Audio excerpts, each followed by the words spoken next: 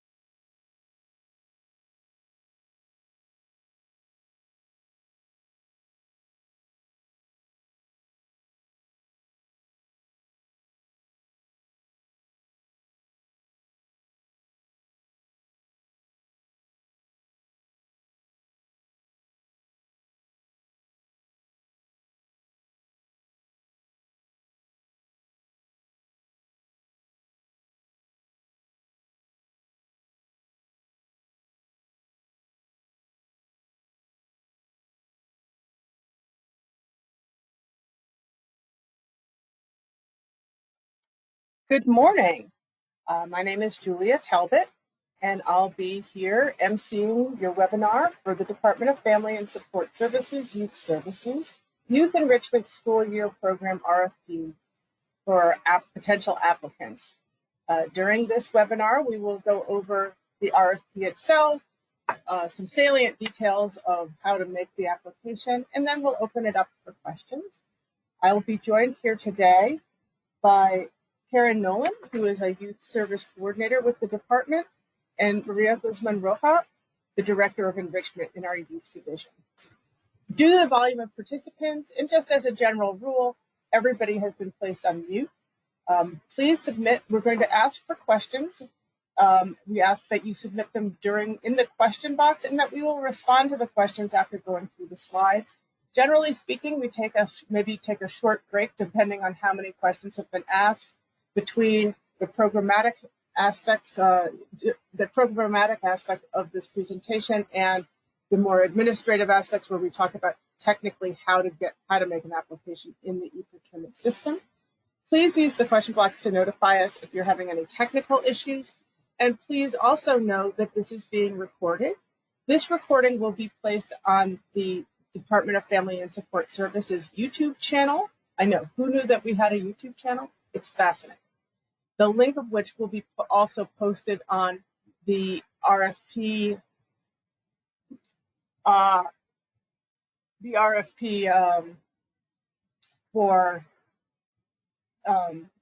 DFSS website. I've just been informed that I'm actually showing the slides for the wrong PowerPoint, the one that we're going to be doing this afternoon. So you're going to watch me do a really quick switch. And here we are with the right PowerPoint. Let me just close this out. And look at that. We're going to go with the view. Now we're going to go with the slideshow. And we're going to start from the beginning. It's like it's never happened. It's like, yeah, look away. Look at the squirrel. So what we say in my family. So thank you, Maria, for letting me know that I was using the wrong PowerPoint. I actually had the wrong time written down. So here is our agenda, and I'm going to turn this over to Maria and Karen, and they can talk through what we have, what I think of as a really great program that serves a lot of kids in Chicago. And welcome, Maria. And thank you for telling me I was using the wrong PowerPoint. Very helpful. No problem. Good morning, everyone. As Julia mentioned, my name is Maria Guzman Rocha. I'm the director of the Enrichment portfolio in the Youth Services Division here at DFSS, and I'm joined by Karen Nolan, my colleague, and we're going to talk you through the Enrichment School Year RFP.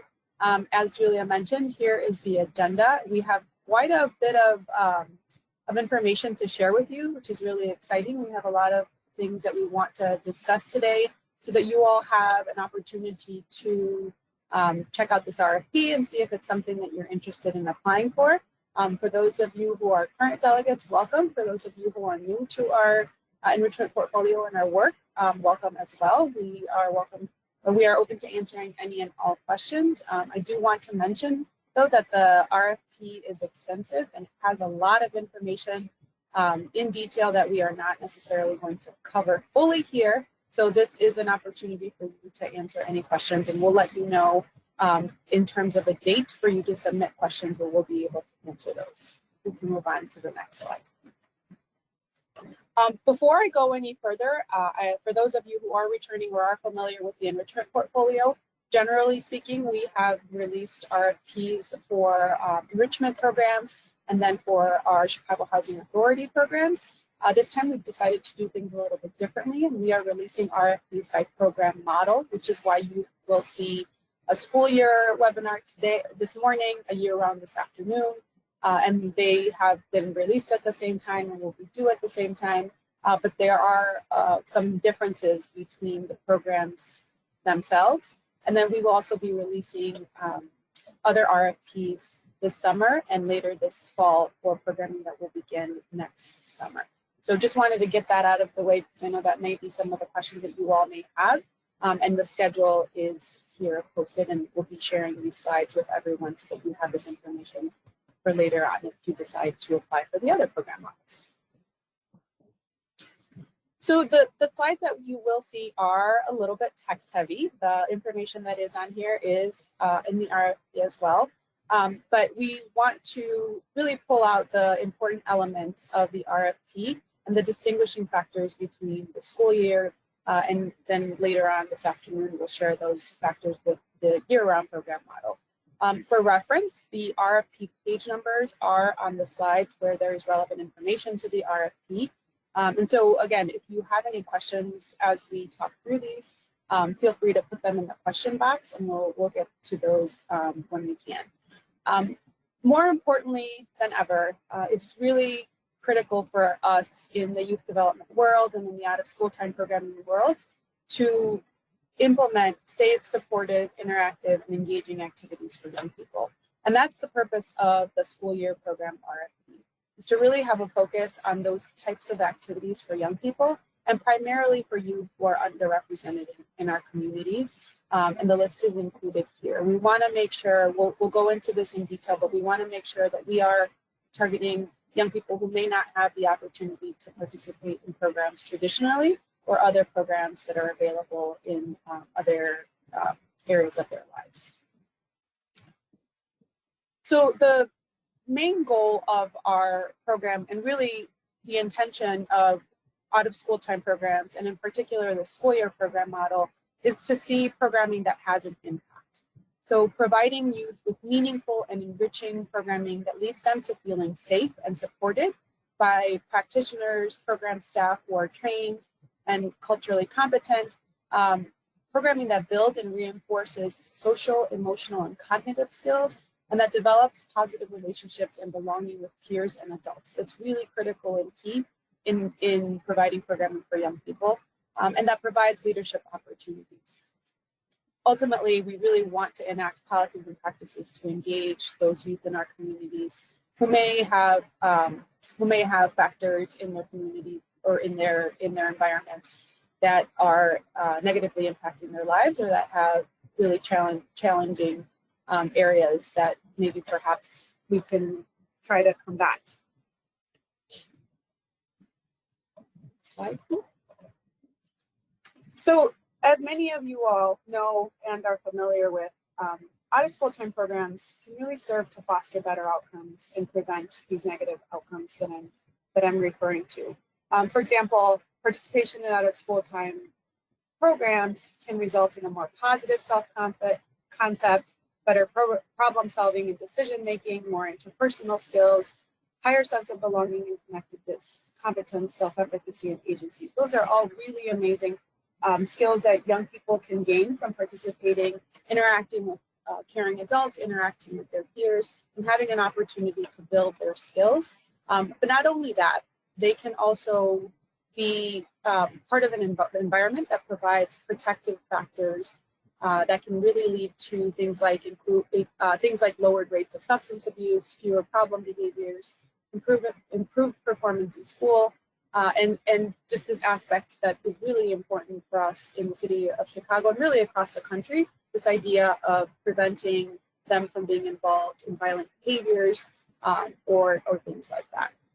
So we do have a unique ability to adapt and expand services to meet the needs of the young people they serve. And a lot of our funded programs that are currently funded have already been doing this and really want to meet the needs of the families in navigating these changing environments that we constantly have to deal with. So just to share a little bit about our current state and then our priorities for improvement as we move to this next RFP. Last year in 2021, DFSS funded 9,685 youth slots to enrichment programs across those program models that I mentioned earlier. And we actually ended up serving over 17,000 youth ages 6 to 21, which is amazing. A lot of our delegates are serving more young people than they're funded for, which is really great. And out of 925 youth that were surveyed in the summer of 2021, many of them reported some of these positive outcomes that I spoke about earlier. Like 87% of them reported having a positive relationship with an adult in their program. And these were questions that were asked after the programming had happened. And so we get a lot of really great feedback from our young people about the experiences that they're having in these programs. Currently, enrichment programs are located in 62 of the 77 community areas, and we have youth that reside across all 77 community areas. So our programming really covers the entire city of Chicago.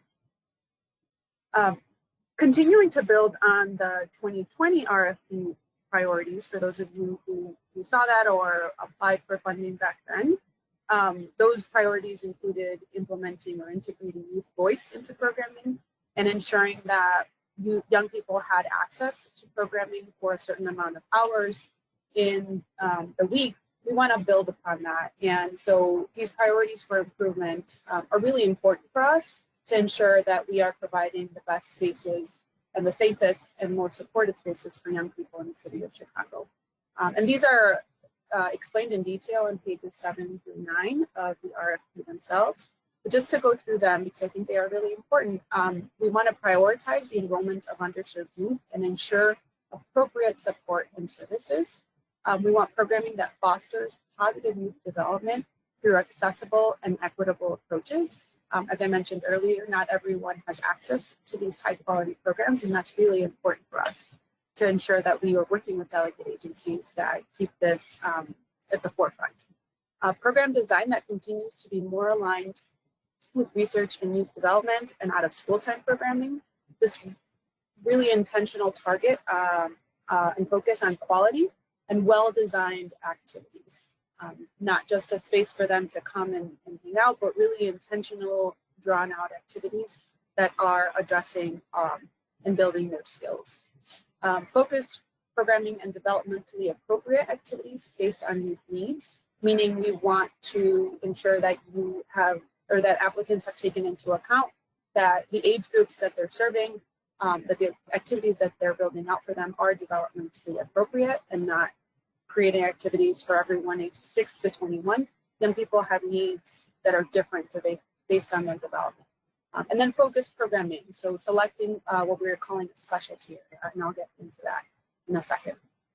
And then prioritizing continuous improvement, focusing on using data to make programmatic decisions.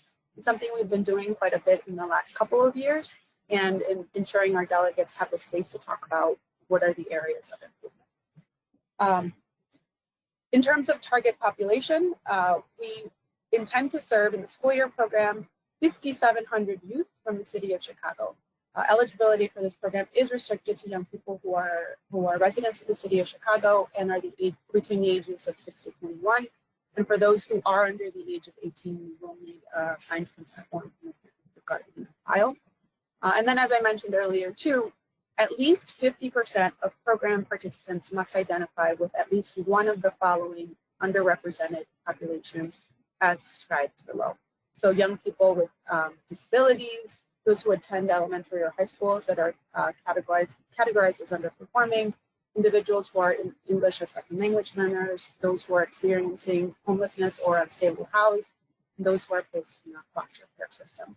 And so once that information, once you're able to determine whether this population is one of these populations is one of the populations you'll be serving, then you'll be able to share in the application how you'll be able to determine that. In terms of program requirements, this information here is on page 5 of the RFP, but this really spells out for the enrichment school year program the specifics around how this is going to work. So the rate per youth slot, for those of you who are familiar with us, we do have an enrichment program rate per youth, and it is remaining the same for $1,600 per youth. Number of slots is 5,700, as I mentioned earlier, and we are requiring that each program or each application submit for a cohort of at least 30 young people. And that means that in terms of a staff to youth ratio, that is 2 staff for every 30 young people, with any additional groups of young people in cohorts of 15, increments of 15. So in terms of the program dosage and frequency, this does look a little bit different from prior years. Programs must offer a minimum of 300 hours of programming a school year. That breaks out into approximately 8 hours a week for 37 weeks of the year. So that information can be used to determine, does your program that you would like to apply for meet that criteria? School year programs must offer programming during school breaks, such as spring break and winter break. Notice though here, summer is not included. That is included in the year-round program. And hours may include evenings and weekends. So there's quite a bit of flexibility in terms of the program dosage and frequency. And that flexibility is really in light of catering to the needs of communities in the city of Chicago, and some of the more pressing things that have come up in the most recent months. In terms of program completion goal for the school year program, you do need to participate at least 240 hours a school year to be deemed as completed the program. And this requirement at the end here is only for school year programs that are located in Chicago Public Schools. Applicants do need to demonstrate vendor approval from CPS or a letter of intent from the school if approval is in process and has not yet been granted. This is really to facilitate that partnership with the school itself and be able to provide the best programming for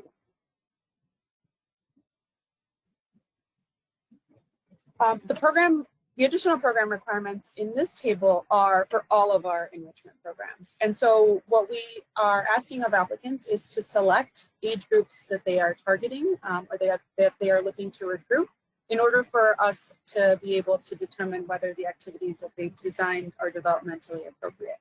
So we have broken it out into 4 main groups, as you see here, but respondents may select multiple age groups. I've covered the staff to youth ratio, and program recruitment as well. As I mentioned, at least 50% of youth need to identify with one of the target populations. I mentioned program specialty areas before. These are the major ones. Most of the programming that out-of-school time programs will implement fit into these categories.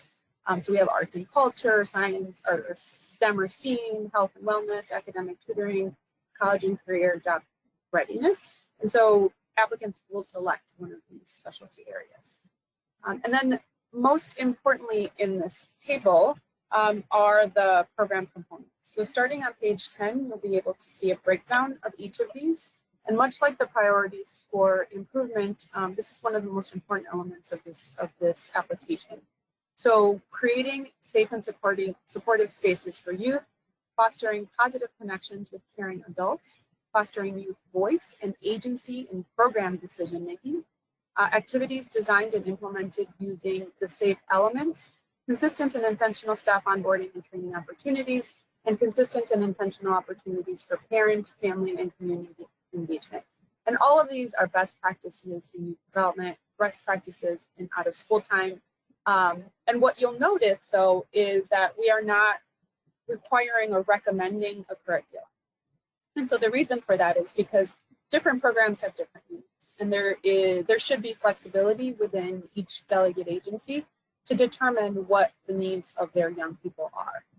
And so knowing those needs and having done that research before writing an application, each agency should be able to determine what's the specialty area that we want to focus on and how are we going to bring that to life through these best practices in youth development. If we determine that health and wellness is the specialty area, how are we going to, within a health and wellness program, foster positive connections with caring adults? How are we going to foster youth voice and agency and program decision making, et cetera, et cetera. So these program components really cut across any kind of curriculum or any kind of specialty area and are the key and critical components of youth program. And now I will pass it over to my colleague, Karen Nolan, who's going to walk us through the remaining program requirements.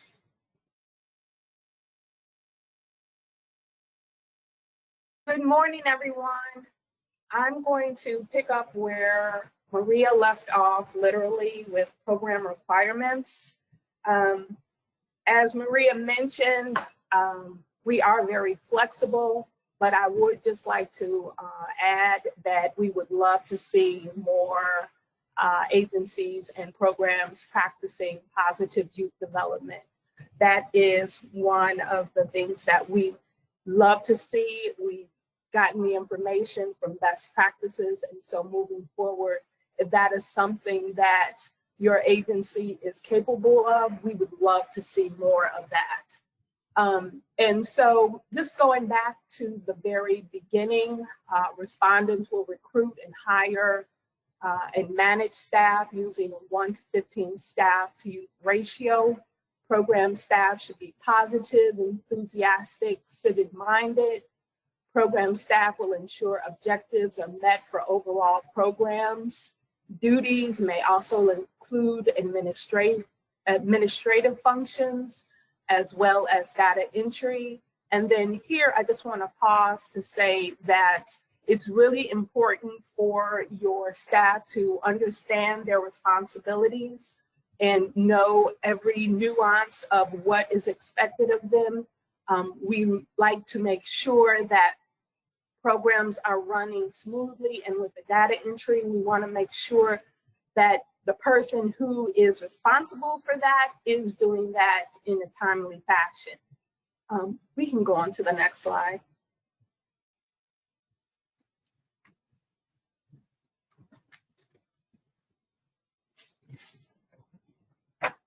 Okay, and so prior to the start of the programs, we're asking that all background checks are completed. And with this note, I just want to underline that the agencies need to make sure that they get this paperwork in as soon as the confirmation of hire is completed, because we all know that making sure this information has passed certification is a time-consuming process. And we want to make sure that everyone has been certified before the start of programs. So I just want to underline that.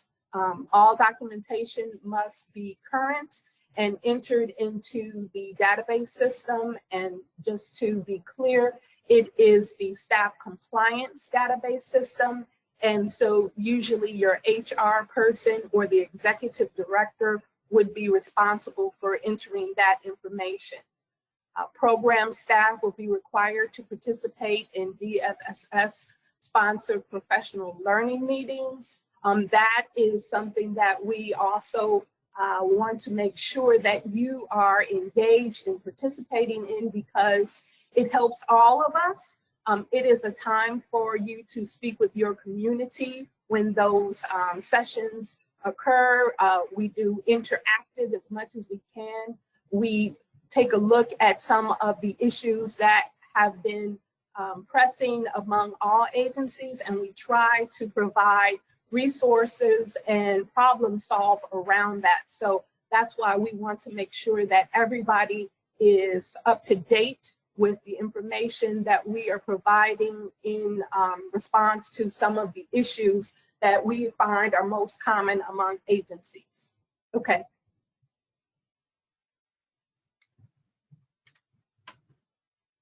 For enrichment program procedures, if there are changes in staff, which we are noticing that there is a lot of staff turnover, the main thing for that on our end is that you notify us, the youth service coordinators, as soon as that is in place, so that we can update our information and so that we can send out the emails and get you the correct information to the correct email address. I know sometimes agencies forget to include us in the program or staff changes.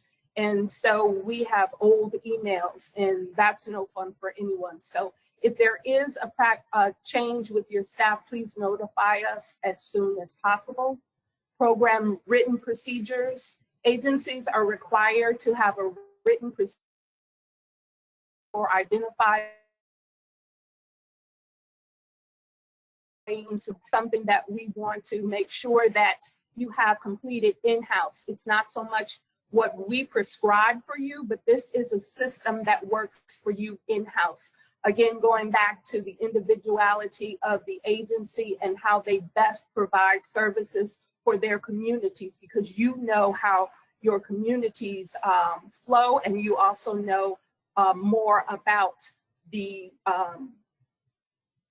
how the response will be to the community when you have to act on certain issues. We're going now to performance goals and outcomes. We have our basic outcomes and goals listed here, and we have these in place to track progress towards achieving the ones we have listed here. Now, if you have individual goals, that is absolutely awesome.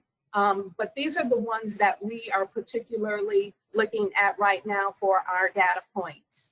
Respondents are welcome to add your own performance measurements to the application when you are applying, because that helps us to recognize what work is currently being done and what goals and outcomes your agency is currently striving to meet.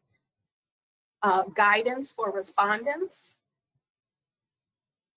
The RFP seeks respondents that can serve a targeted healthy Chicago equity zone. This is a little bit different from past RFPs in that there are 6 identified equity zones. Before it was individual communities. So with this broader brushstroke, we're hoping that we are able to get a better enrollment and a better response from not only the agencies, but the communities you serve. And so those 6 healthy Chicago equity zones are North Central, Northwest, West, Far South, Near South, and Southwest. Respondents must submit 1 application for each healthy Chicago equity zone for which they wish to apply, little tongue twister there, and indicating the age groups and the program specialty areas you'll be serving. So the next slide will show you the areas for the equity zones. And here they are, they've been colorized for you. And so again, you're looking at more of a broader area for you to be able to reach out and recruit your students, or I'm sorry, your participants for 2023. Okay, we can move on to more guidance.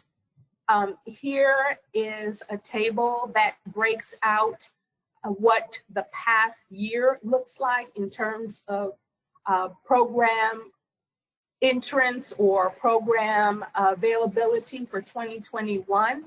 We are hoping to increase those numbers. Again, for 2023, this information is broken out for you. And so please refer back to the map and think about the best way to strategically target more youth, more families in these specialty areas, in these target zones. Again, the goal is for it to now be a little bit easier for you to recruit with a wider brushstroke of who you are able to access.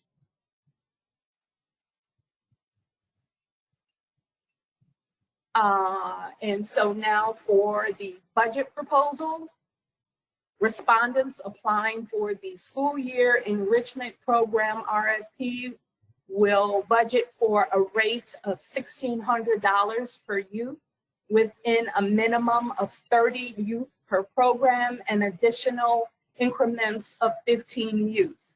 Again, this is something that is new. I think it will be very helpful because now it allows you to gauge how many youth and how much money will be effectively used. This is what you're proposing in your budget, but it's a little bit clearer as far as the number of youth you're serving and the dollar amount you will be receiving.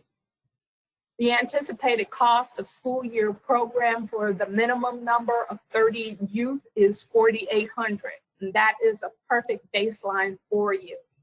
If you're able to recruit more and you believe your numbers, because of the change and now the inclusion of the equity area zones or equity zones, you'll have a wider range for recruitment. So this may help you in figuring how wide you can go with that, or how many more youth you want to recruit, or even if you need to drop down. That is always there for you to choose. Should respondents apply for more than the minimum of 30 youth, they can plan to increase their budget by $24,000 for each additional increment of 15 youth. Now that's a mouthful, but it has been broken down clearly in this table. And if you think about it and start to strategize around it, you'll see that it is very clear and that it makes sense. Okay, let's move on. Budget or cost proposals. The term of the contract executed under the RFP will be from January 2023 through December 31st, 2024. Administrative costs will be capped at 15% per application. All respondents must be able to demonstrate a minimum 15% in-kind match. And I just want to make sure that everyone observes this one bullet point. It is very important in moving forward in the consideration of your budget, because if accepted as one of our grantees, this is important in the budget submission procedure. So make sure that that 15% match, in-kind match, is included on even your proposed budget, so that it flows if indeed you are awarded dollars for the new programming year. Cost category definitions are attached as the budget instructions in every RFP, so you have more clarification on that. Be thoughtful and inclusive when developing your budget. Apply for your program's actual costs. And then also, I want to stop here and then make sure that your budgets are making sense and they're aligned with the programming that you are proposing for us. For example, an arts and culture program, you would include in your budget, of course, areas for paints and art supplies, craft paper, things like that. So I'm just really saying, make sure that your budget makes sense as far as the program you are trying to provide. Okay. Common mistakes we see on budgets are fringe, check your calculations, the supplies, again, going back to what I just mentioned, but on this screen, we're seeing that the supplies are frequently under or over budgeted. So take time with that. Make sure that it makes sense. I'm going to say that again. Make sure your job description and titles are uploaded and have the correct information, not only that you're entering in the budget, but that are also entered into the RFP itself, so that everything is aligned, the job description titles in your budget, and that is what you're providing as well as in the RFP when we're reading through with the language, so that all of the language is in alignment. Also put a brief description of the job in the budget document itself. If you have not discussed it specifically in your application, put your budget in the appropriate columns. Make sure to show that 15% match, and make sure that you're reading those instructions carefully. I'm going to turn it back over to Maria now, and you'll hear from me again in a few seconds. Okay, thank you so much, Karen. As I mentioned earlier, there's a lot of information to share, and we've covered a lot of information. So that is going to be really key to check out the RFP and make sure that things make sense, and you still have an opportunity to ask questions for a few days before we publish what is called the amendment, where we are going to provide answers to those questions. I've been trying to answer some of the questions that have come through in the chat, so thank you very much. The one thing I do want to mention before we jump into the selection criteria when we review these proposals is that this funding is particular to the Department of Family and Support Services, and it is our out-of-school time enrichment programming funding, not the same thing as the CPS funding, one. And two, this is after school and out of school time programming. So this should not be programming that is happening during school hours. So just wanted to make those two clarifications for folks who may need to jump off in a little bit, but wanted to make sure that you all were hearing that from us. So we have several categories in terms of selection criteria. The first being community involvement. You can find this information on pages 20 to 21, but we want to make sure that applicants have a clear understanding of the youth in the equity zone in which they are proposing their program location. So when applicants select an equity zone, they will have to determine that there is an address, that the program location is within that equity zone. and also really informing us of what the needs and challenges are of the young people in that equity zone, as well as their strengths and opportunities. We want to make sure that the respondent has relevant competencies, capabilities, and or infrastructure needed to provide the services that they are proposing to provide to the young people in the equity zone that they're proposing to serve. That the respondent describes how the agency is seeking to be more inclusive in their internal operations, and that their board reflects and engages the diverse people of the communities it serves. And so this really encompasses that information that we need around the community that you're intending to serve. Selection criteria for the organizational capacity. The respondent demonstrates that program staff is sufficient for the level of services proposed. Staff are qualified, culturally competent, and or reflective of the communities they serve. Has adequate systems and processes to support monitoring program expenditures and fiscal controls. Has adequate human resource capacity to hire and manage staff.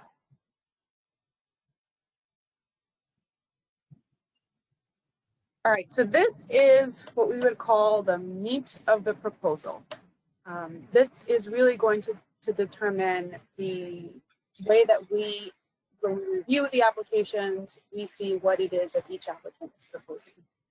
And so first, it's important that each respondent provide a clear connection between their program activities and the outcome goals of the RFP, which are outlined in the RFP itself. We want respondents to provide a clear and specific description of how the program will incorporate each of the program components that are outlined in the RFP. And I mentioned those earlier, providing safe and supportive spaces, things like that. That the respondent clearly describes how they will ensure that program activities are developmentally appropriate for the age groups that have been selected. That respondents clearly outline how the proposed program will identify, recruit, and retain the youth they are proposing to serve, including ensuring the program will reach underserved youth. This is really key, as we don't just want to provide thousands and thousands of young people with one opportunity to participate. Right? We want to ensure that we are providing these great spaces for youth to continue coming back.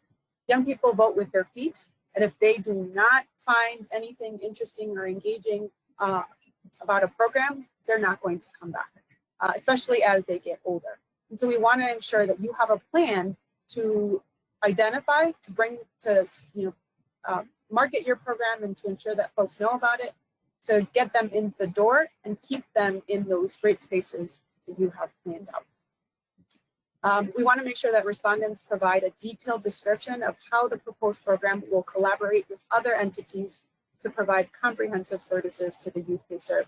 If there are things that are that need to be collaborated with other agencies, or programs that you can really partner with other agencies that perhaps your agency does not cover, it's really important for us to know how that's going to happen. And then provide a detailed description of how each agency will gather youth feedback and how it will be incorporated into improving the program.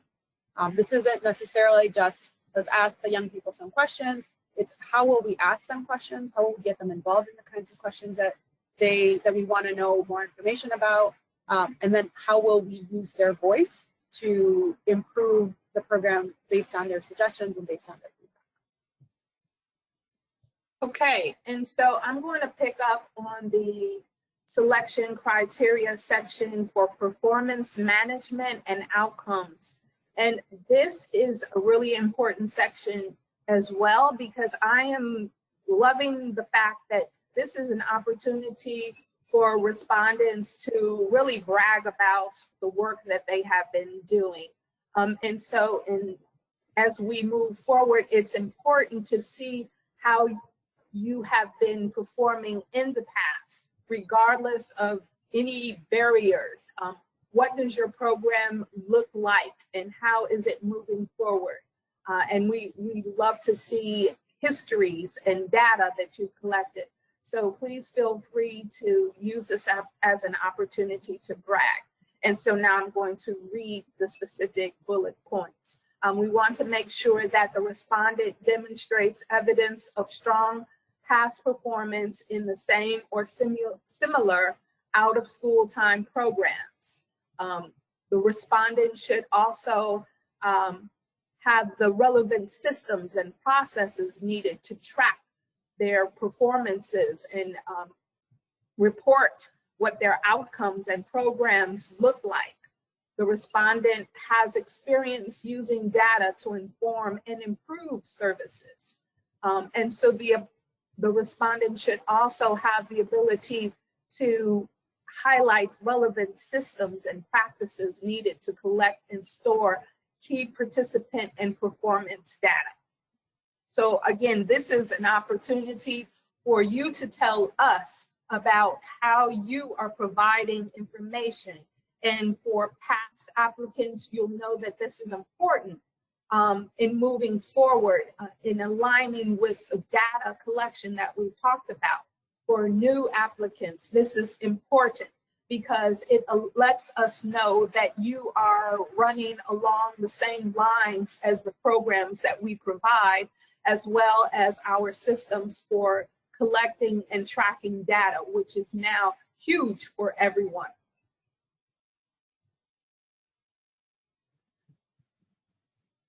All right, so we just have a couple more selection criteria that we want to go through.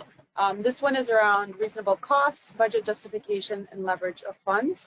And so we want to make sure that respondents demonstrate that the money that they're asking for basically is justified, right? That the proposed budget supports the scope of work and the work plan that has been outlined.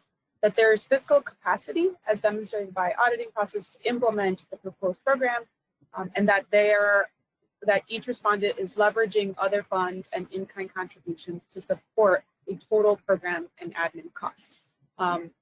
We wish we had $1 gazillion so that everyone can implement a full program, but we know that's not necessarily the reality. And so we want to make sure that you've been thoughtful around the kind of money that you're requesting and what other resources you're leveraging to support the full implementation of the program. Okay, and winding it down just a little bit further, the selection criteria here is actually a full list of the attachments that we are requiring for respondents. The first being liability insurance. When you submit that, please make sure that that information is current. Board member identification, SAM certification, certificate of good standing, again, making sure that all certifications are current and up to date, bylaws and articles of incorporation, your financial statement or 990 form, IRS determination letters, program budget forms, City of Chicago compliance acknowledgement, conflict of interest, any memorandum of understanding, MOUs, or linkage agreements that you may have. Maria referred to this when you are working with outside agencies. This would be the communication or the linkage agreements, MOUs, that you would have that lets us know who you're working for and that you all have an agreement in place. Youth coordinator or program leader job description, CPS vendor confirmation or letter of intent from school principals. With that, we know that this is something that may be new or different for agencies, so we are flexible with that, but please make sure if you have those agreements already in place that you do upload those as an attachment. Please be sure to attach reports, studies, or other documentation that show performance toward reaching the program goals, demonstrate results and accomplishments. Again, we spoke to this when I said, please show off. So if you have that documented in a form or study report, please make sure to upload that. That makes us very happy. Be sure to attach the resumes for key staff that are overseeing the programs.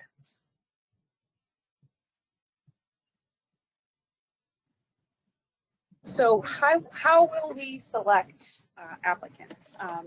First, we'll determine selection criteria and scoring for that. And then we have a couple of additional considerations. So we may consider additional factors to ensure that systems level needs are met. Like I mentioned, we have programming all across the city and want to ensure that we are being equitable. So we will consider geography, program specialty area, and ability to serve specific subpopulations. So a lot of things that we've mentioned before are going to be taken into account as we select agencies across the city, depending on the equity zone and slots that we have for each of the equity zones that Karen mentioned earlier. And like I said, we're going to try to balance program location, target population, age group, and program specialty area. And so before we take a pause to answer some questions and then have Julia share the information about how to actually submit an application, we just wanted to show the selection and transition timeline. So we have the pre-proposal webinar today. You will have until June 28th to submit pre-proposal questions. Like I mentioned, we will publish answers to every question that is relevant and important to share with everyone. And that needs to be submitted by June 28th. Applications will be due July 26th at noon. And Julia will probably say this a few more times, there will be no exceptions made if an application is submitted anytime after not being accepted. And the program period will begin January 1st, 2023.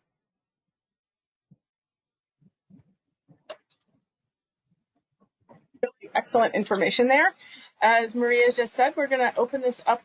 We have quite a few questions, so it seems like it's reasonable to take a break here before I start talking to you about the wonderful role of the iSupplier/e-procurement system, which is how everyone makes an application, and by everyone I do mean everyone,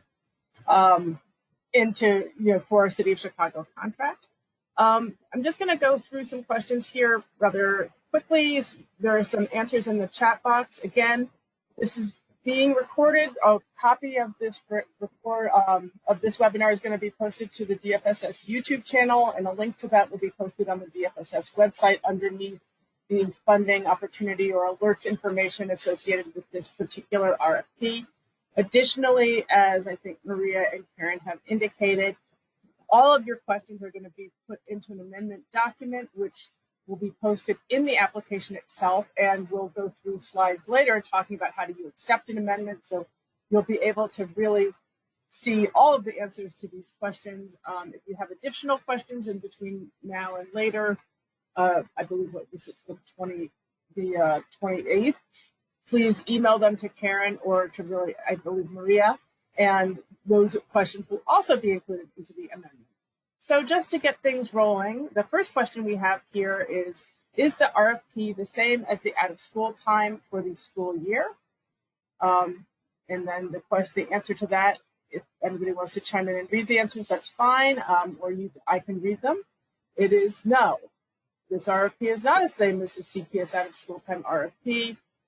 This is funding for DFSS.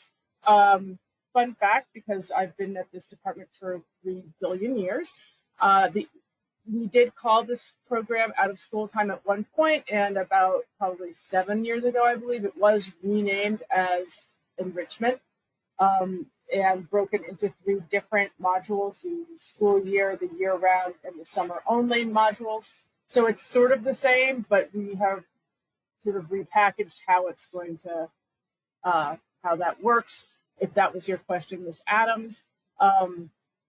I'm sure that now that you've sat through the presentation, though, you can see where the programs are similar and where they have deviated. I am not, and if you were referring to the CPS out of school time RFP, I do not.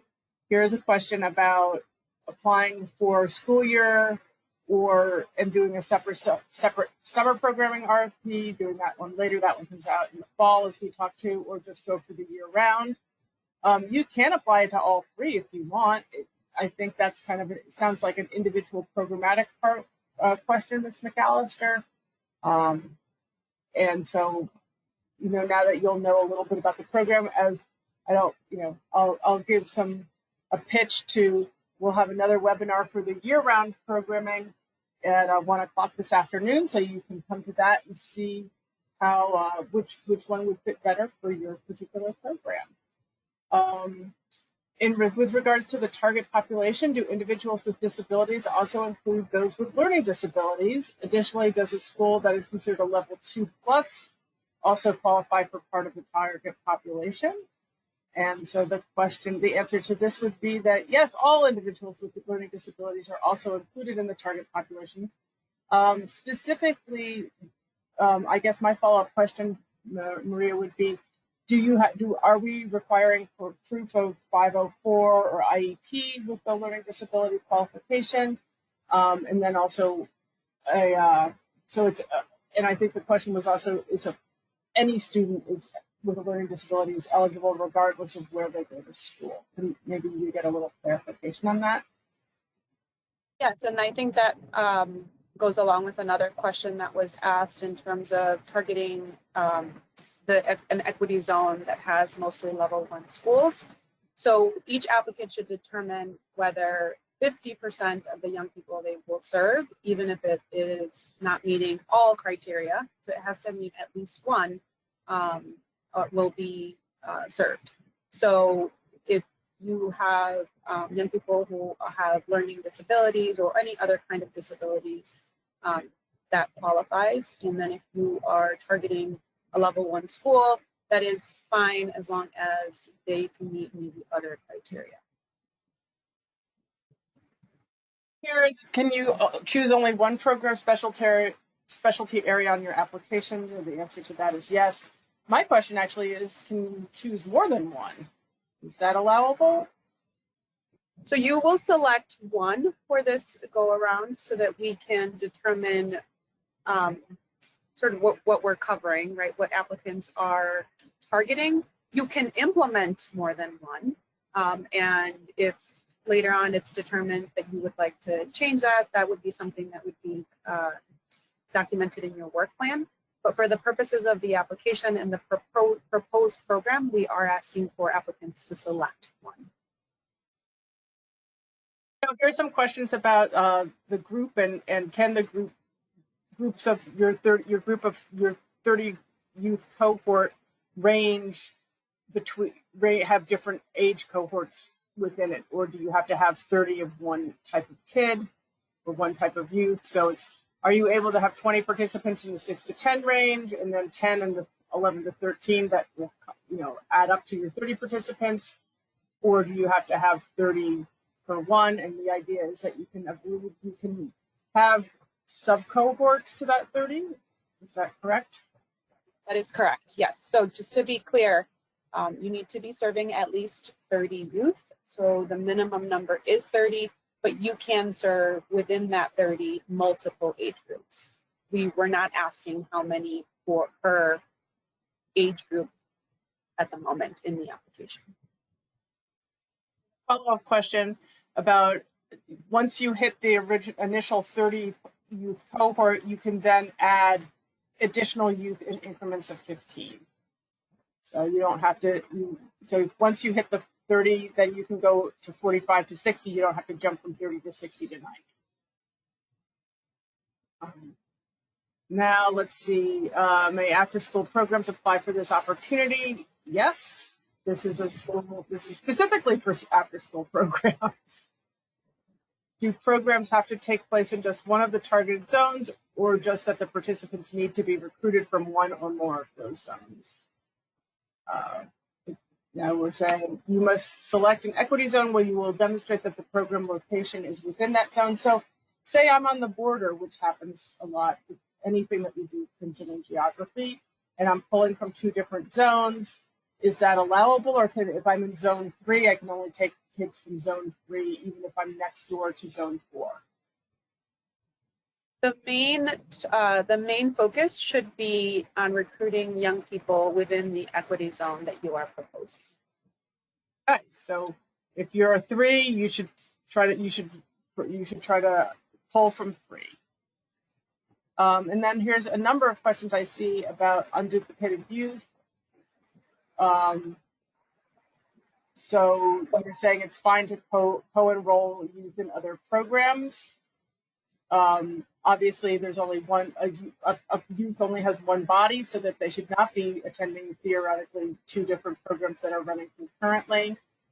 And we also probably don't know, if a youth, say that there is a youth that they're enrolled in 2 different programs, one for school year, one for summer, at 2 different organizations. That's also acceptable. Is there anything that you would like to talk about in terms of enrollment? Yes. So I think this is a really great question, and one that perhaps hasn't been answered super in detail. We are a big division. The Youth Services Division encompasses 3 portfolios, as many of you may be familiar with. And we are in full support of young people attending multiple programs. If someone is enrolled in the Chicago Youth Service Corps, and they are, for example, attending that program between 9 a.m. and 12 p.m., they should be able to be enrolled in that program. And then they can come to an enrichment program or an out-of-school time program between the hours of 12 and 5. As long as, like Julia said, they're not being counted between 9 and 5 in one program and 9 and 5 in the other program, then there is definitely not a problem. We want young people to benefit from all the great programming that we have in the youth division, and in other programs as well. So delegate agencies should keep that in mind, really ensuring though that you should also be targeting young people who may not be involved in any program. Those young people don't have the same opportunities, and so expanding your reach to not just young people who are in the same program or in the same that are attending multiple programs, but maybe those young people who have not had an opportunity to do youth service corps, to do summer employment, or to do enrichment. So it's both. You should be targeting young people who are not participating in any activities, but also if those young people are in other activities, as long as they're not overlapping in terms of time, it's fine that they participate in multiple activities. From a more technical or sort of back of the house standpoint, I believe that the funding stream for these programs does not have a conflict around that. Sometimes you have your federal funding sources that don't allow co-enrollment or sort of quote unquote double dipping, but this program is funded with, I believe, City of Chicago tax dollars, and maybe a little ARP money, which is they allow for that kind of co-enrollment or duplicate enrollment in different programs. That being said, don't abuse it. Here we say, is there a definition of positive youth development? We have our own ideas about what this means, but what's your idea or definition of it? And there's a link to a website for HHS for positive youth development. I believe that link is also in the RFP. So is there a short answer?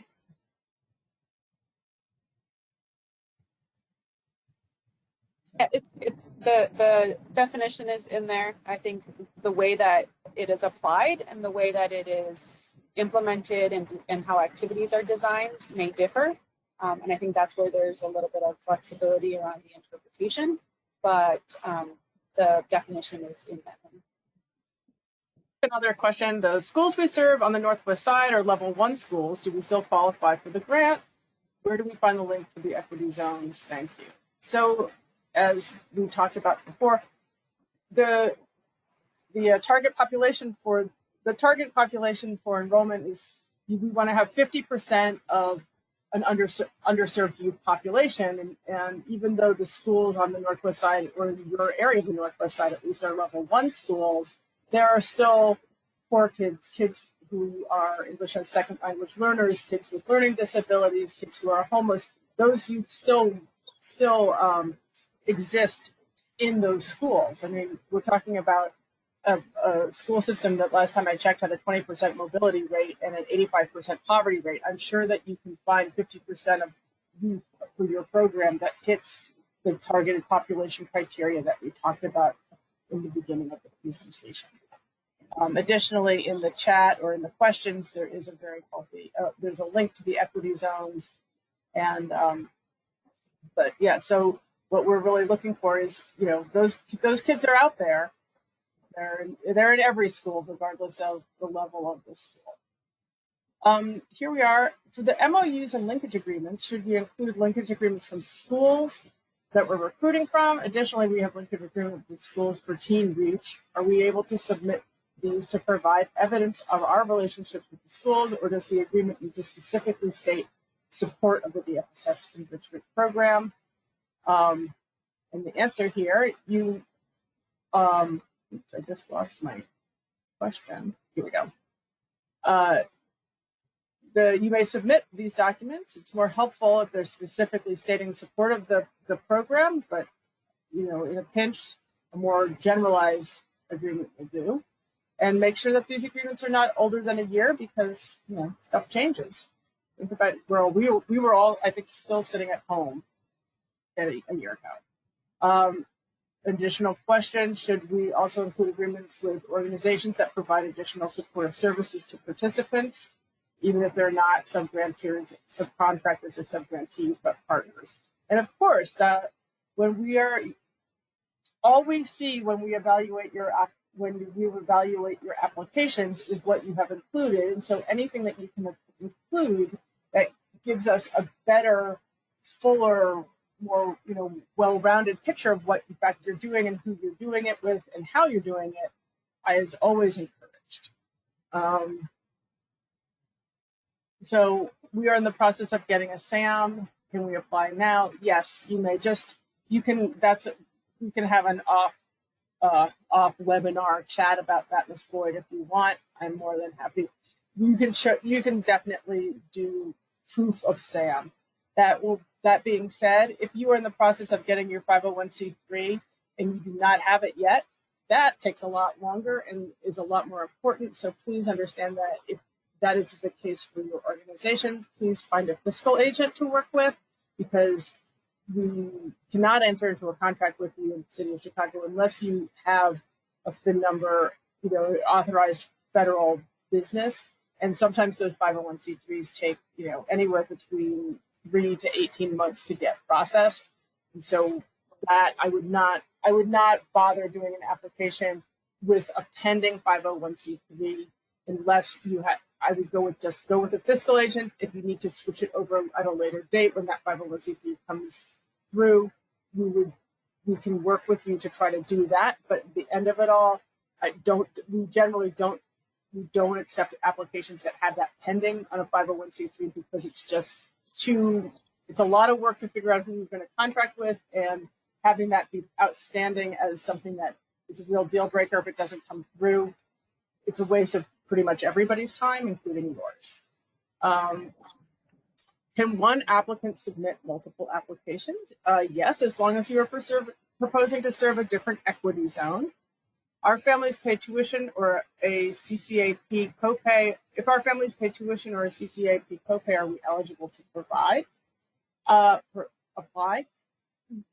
You can, but I don't believe you can. You cannot, as it's these programs are free, so you can't charge tuition or a copay for kids to participate in this program. What you do outside of this program is fine. Or if, I mean, I would refer to Maria on this about, you know, if it's a blended program that they're paying for a certain portion of the program, but that the enrichment program is free.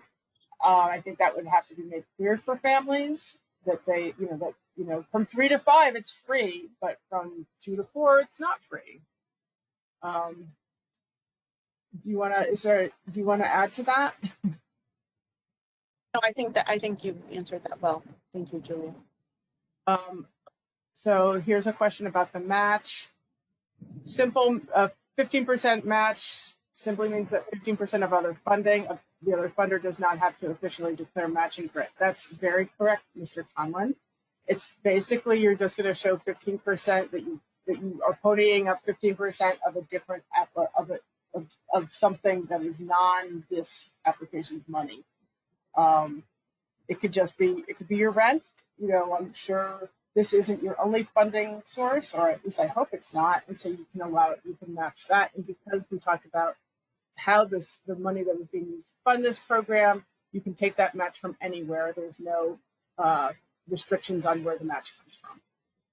Let's see, challenge of serving youth during the school break if school is based. Not sure what you mean there, Ms. Bobby. Maybe you could clarify. And then one last question here. I believe we previously had to propose a community service project in collaboration with youth enrolled in the OST program. Is this still a requirement? And if so, how many will be required? It is not a requirement any longer because things change. So you may propose that in your application, but it is not required for the application itself. So at this point, I'm going to just go through a few slides here about how to make an application into the amazing, the astounding, and I guess most of the things are in blue, the blue-loving e-procurement system, so that you can make an application. And I will give you some both practical and gratuitous advice. I will repeat myself a million times about how I think that you should all apply, aim to get this in 24 hours early and save yourself the stress or heart attack of submission. We'll go through some slides about how to make what it looks like to make a submission, so you will have seen this. And then we can return to more interesting questions about this program model. Or if you want to talk e-procurement, I'm more than happy to do that. So as we discussed, the applications are due on July 26th, 2022 at 12 noon, as also was discussed, but let me say it. I'll say this at least 4 more times. We don't accept late applications. We can't accept late applications. The only way we can accept a late application, the only way we can accept an application is through the e-procurement system. And the only way that once that application is closed, the only way we can accept an application through e-procurement that is late is to reopen the RFP and make everybody who applied reapply. And that does not happen unless we have very, very, very good reason to do it. One of the reasons that I've had, unfortunately, is that no one has applied. But I don't think that we're close to 100 people on this, who signed up for this webinar, that is going to be the case with this. So I highly, highly recommend that you start early, you save often, and you get this thing in a day early. If you have never done business with the city of Chicago, you will need to register in iSupplier. iSupplier is the vendor, the vendor account site that allows you as a potential vendor to access e-procurement. E-procurement is the platform on which the city does all of its RFP and contracting and financing vouchering operations. We all have a love-hate relationship with the system, but this is the system that we use. I can say that it is not particularly glitchy. It almost never goes down without warning. And but it does require its own special mindset. Making friends with iSupplier and e-procurement has been a years-long project for me. So, as we talked kind of more specifically in the prior slides, our RFPs. Let me just kind of go global on you. Our RFPs they're dense and very informative documents. I highly recommend that you try to read them. If you are having questions about where you should go with a program, or you are looking for program guidance, the first place I recommend anybody going is to look at those RFPs. Yes, I understand that we pack a lot of information in. They are hardly summer beach reading, but they do help you get where you need to go. And do understand that all of the things that we do with the RFP process are aligned and interconnected to one another. It's a sort of an ecosystem of procurement, if you will. So the RFP narrative, or the scope, the program description, all of those qualifications, all of that information relates specifically to the application questions that you will be filling out. The application questions triangulate themselves between the narrative and the evaluation and selection criteria that was gone over a few slides back. And all of that stuff, all of the stuff in the selection criteria is then worked into our evaluation tools that we use to determine, how well you've done or how well you've answered questions. So all of these things are interconnected. If you're looking for answers or guidance, look at the RFP narrative, look at that selection criteria. If you're really scratching your head over stuff, it's never hurts to email the program staff here. You can email me if you want, but unless it's about e-procurement, I'm just going to forward it to the program staff. And you don't really want my programmatic advice anyway, because it's not my program, it's the youth division's program. So use the information for the RFP from the RFP in formulating your answers. Carefully review that selection criteria, because that selection criteria is what we're going to be using to determine how well you have done in the answer, and how well you're going to be as a potential contractor. Understand in the e-procurement environment when you're doing your application that there's a 4,000 character limit, which includes punctuation and spaces, and that is for each response. It's not total, it's for each response. 4,000 characters is probably about 2/3 of a single spaced page.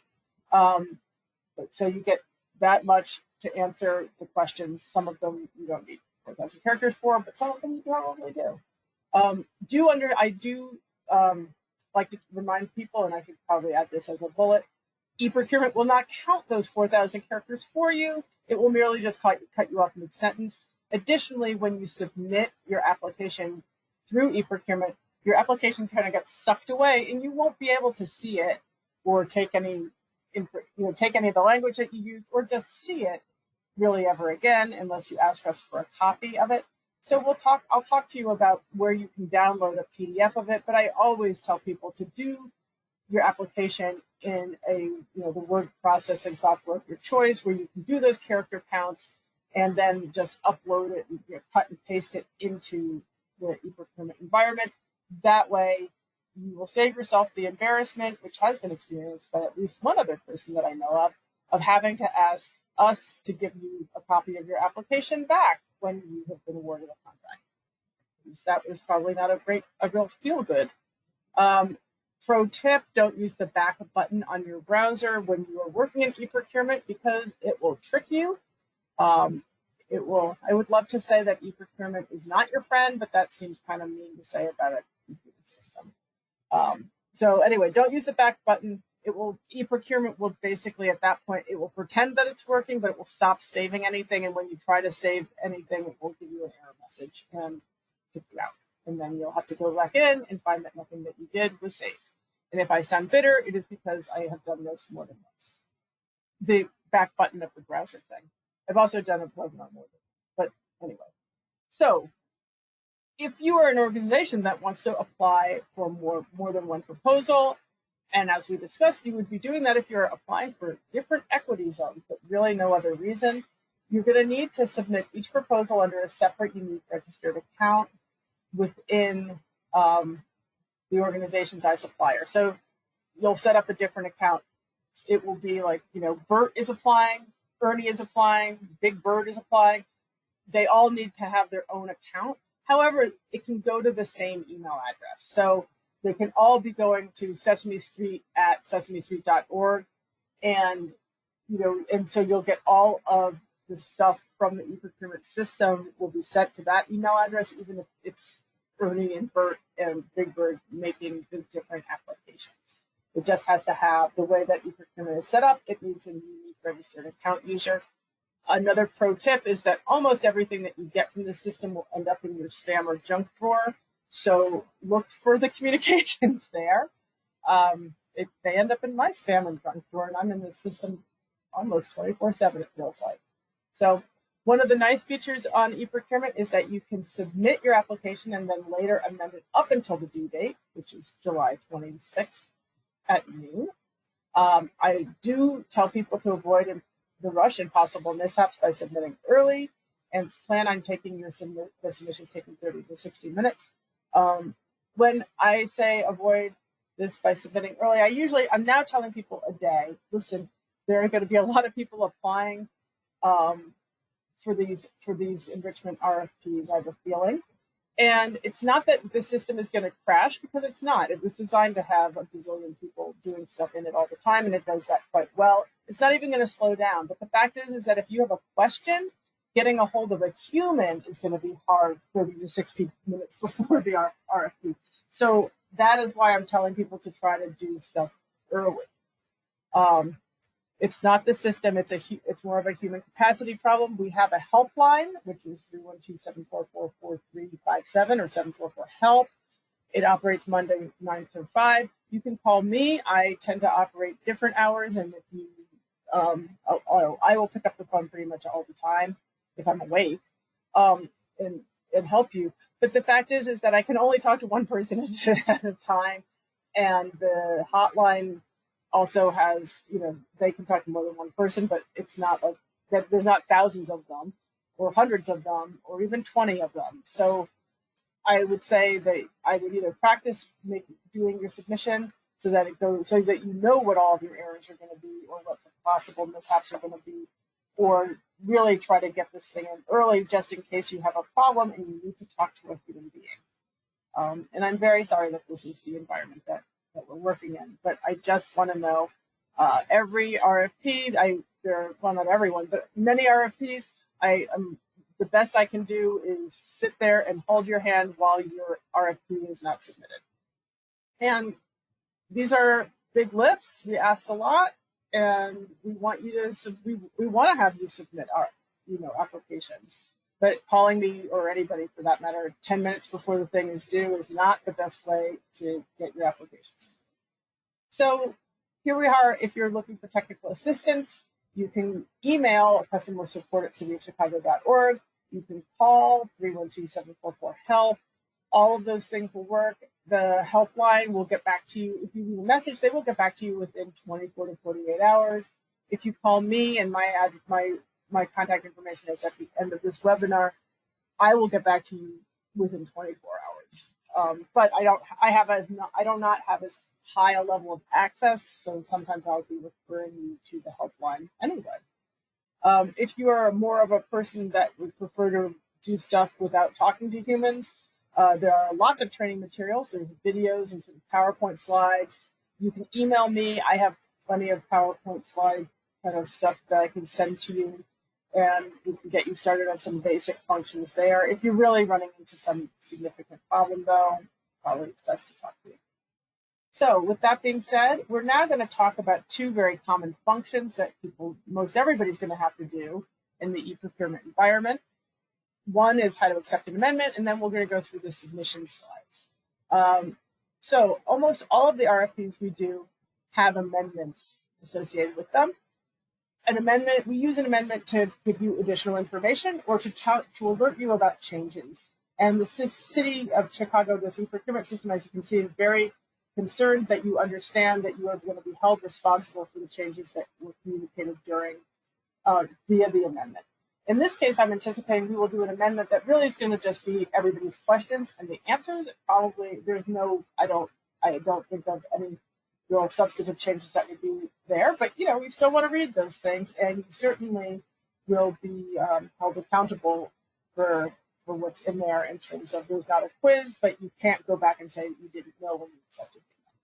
So here I'm going to walk you through some screens. So after you open your the RFP and you are going to start your application, or if you've already started your application and you're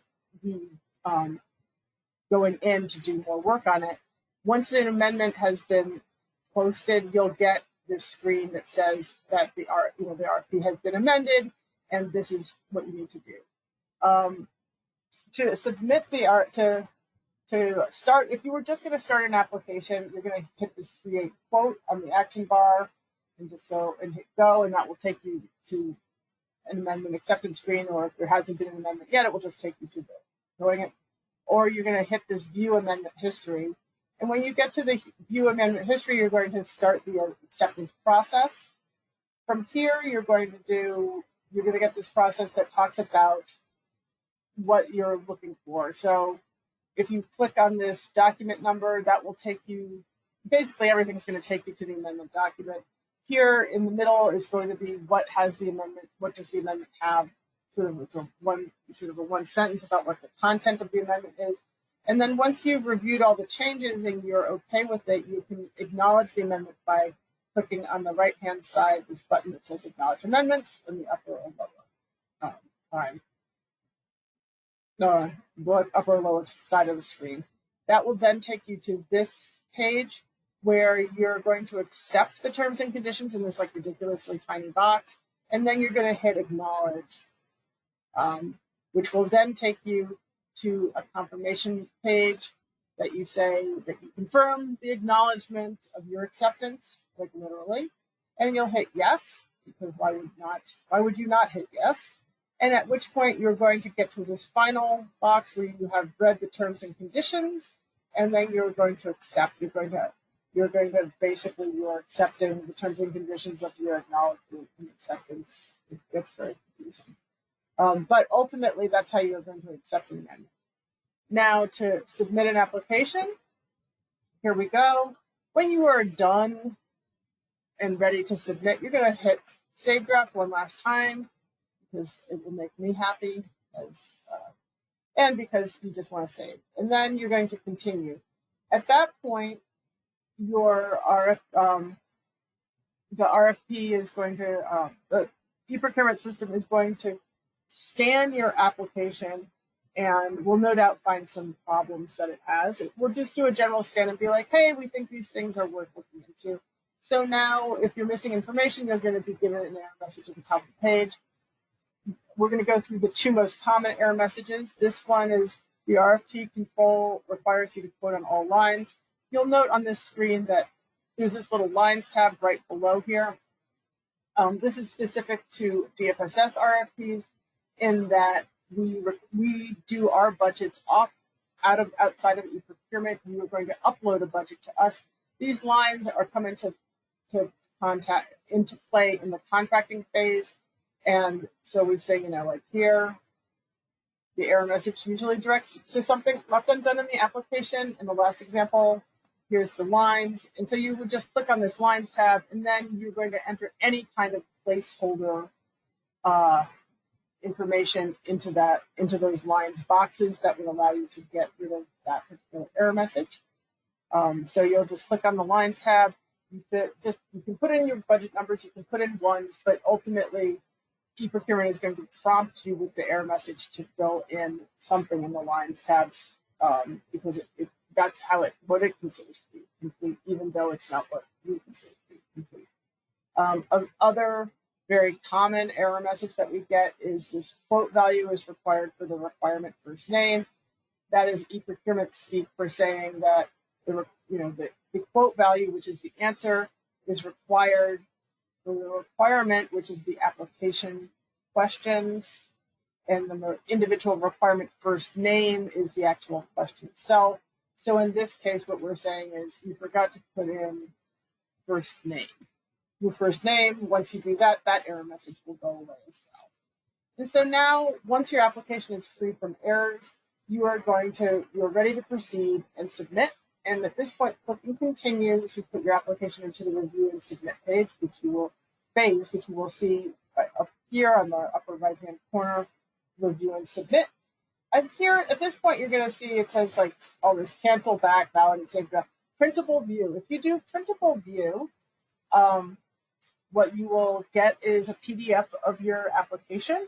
It will look like the application pages that you filled out in e-procurement. So that is the last time you're going to be able to see your actual application. It's a PDF, so it's not going to let you manipulate it. But if you want the printable view of your complete application to be downloaded, this is the time to do it. You'll see here on the right-hand side, the submit button is not highlighted. That's because it has not, the document has, your application has yet to be signed. And you can then sort of scroll through, this is the opportunity to scroll through all of your data and answers and confirm that it's accurate. Sort of the last time. I personally hate doing this stuff, but it is, I've learned the hard way. It needs to be done to review. You can check your attachments. And then when you scroll to the bottom of the screen, and you'll see all of your responses. And at the very bottom of the screen, here's an electronic signature, and you fill in your name and your title before you check this little tiny box. And then I was not able to put it on this slide. On the far right-hand side, you'll be able to then click your submission or the submit button, which will submit your application.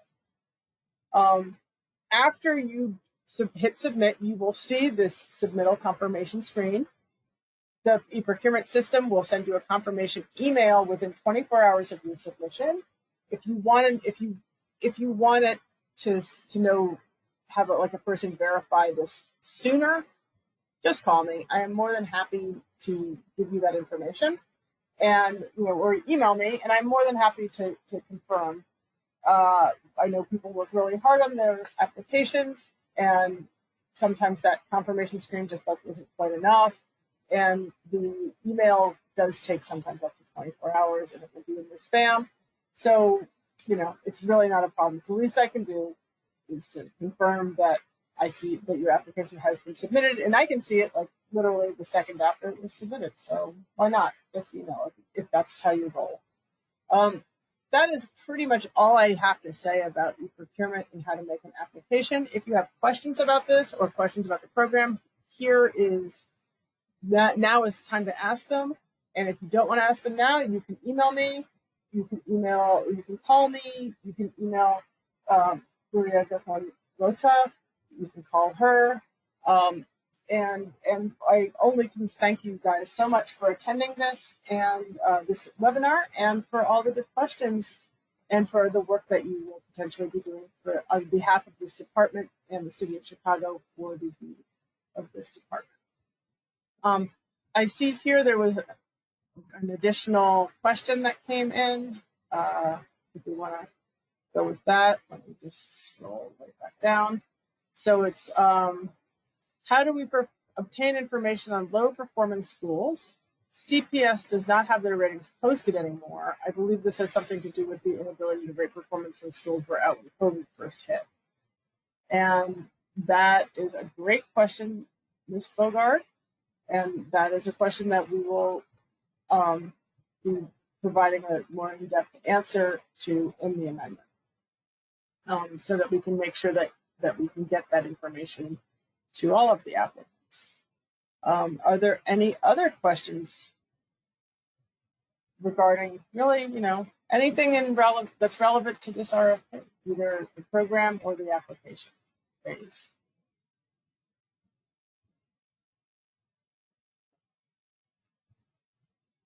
No?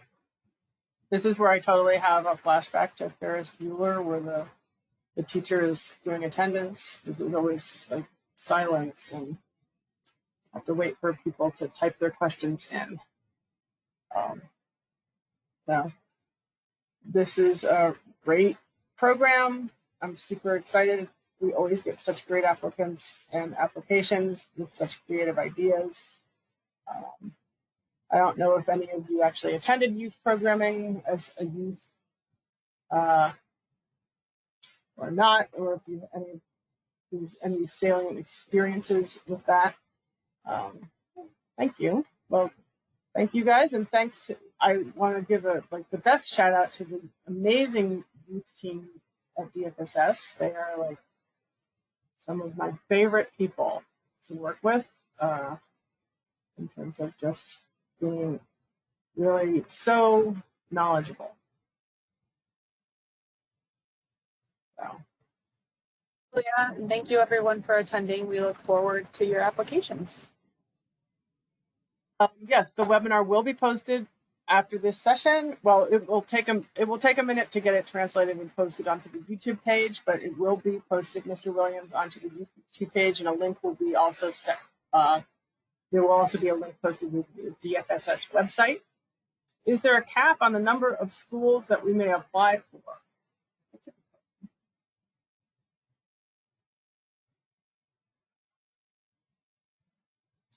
And the answer is no. No cap. Apply for them all, like Pokemon. And then must all youth be unduplicated youth? So we did talk about that. And then, that, yes, we do unduplicated youth. Oh, I guess that's, sometimes my bar jumps back up. So if there's no other questions, then I'm going to welcome you to the rest of your Friday. I hope that you all have wonderful weekends. I guess it's going to get hot again, so enjoy the good weather while we have it. And remember to save often and submit early.